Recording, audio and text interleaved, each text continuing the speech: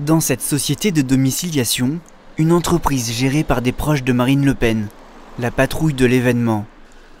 Créée suite à la victoire du FN au municipal, cette société s'installe à Fréjus et prend le marché des festivités estivales accordé par la nouvelle mairie. Une attribution qui fait réagir l'opposition et l'amène à comparer le maire FN à l'ancien maire de Fréjus, condamné pour prise illégale d'intérêt.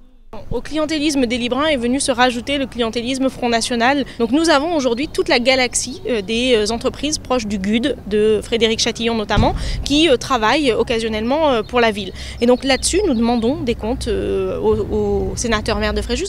C'est à Paris que la patrouille de l'événement a son siège, dans les mêmes locaux que le micro-parti Jeanne, le parti personnel de Marine Le Pen. C'est aussi le siège de Riwal, l'entreprise de Frédéric Chatillon, un proche de Marine Le Pen, poursuivi dans plusieurs affaires. Le FN aurait donc profité de sa nouvelle mairie pour se positionner sur de nouveaux marchés. On pourrait choisir des sociétés plus proches que des sociétés basées à Paris et proches du Front National. Il y a un savoir-faire local et régional auquel on aurait pu faire appel plutôt que de le confier de but en blanc à une société qui est une émanation directe du Front National parisien.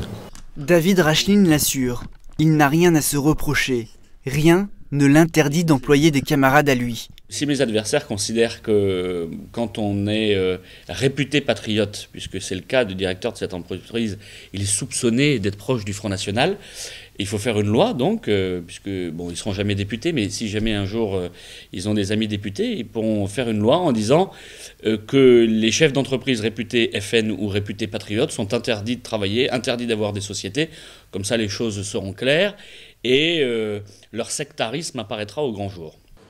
Il y aurait donc du copinage à Fréjus. D'ailleurs, le sénateur maire n'exclut pas de réemployer la patrouille de l'événement pour de futures programmations. Rien d'illégal jusque-là, mais peut-être le début d'un système David Racheline.